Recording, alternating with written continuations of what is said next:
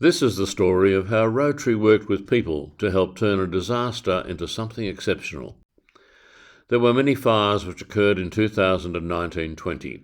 The one which destroyed this community can be traced to a lightning strike on one particular tree. The communities of Bell, Clarence and Dargan in the Blue Mountains were directly in the firing line. As you can see, a massive destructive event occurred with 108 buildings destroyed.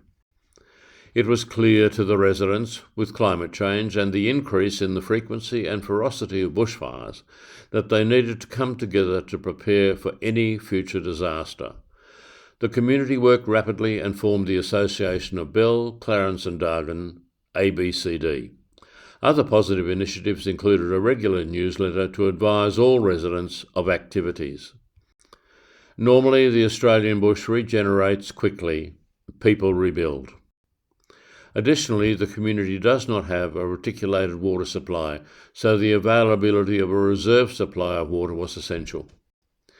The land on which the old hall was built was owned by Lithgow City Council. The community put forward a good case to retain it. ABCD obtained a quote for the building of the hall on the site, which was $140,000. Rotary's funding from an anonymous donor was delivered through Rotary Australia World Community Service. It was clear that more funds would be needed, so Rotary applied for a global grant to cover tanks, kitchen and toilets.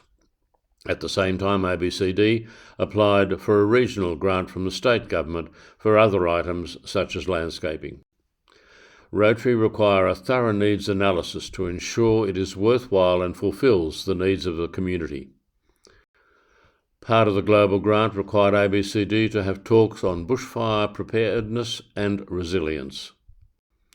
The global grant from Rotary International of $110,000 was backed up by support from all the Rotary clubs on the Blue Mountains and the international Rotary clubs from India, Sri Lanka and Italy.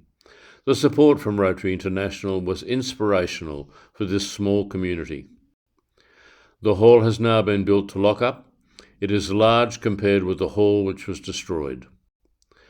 Next was the fit-out of the building. A tender has been let and hopefully the hall will be completed by early 2025.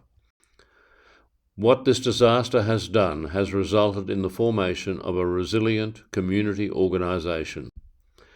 It's an example of a 4-year collaboration between Rotary and our local community. This is an excellent example of what Rotary can do with people to improve a community.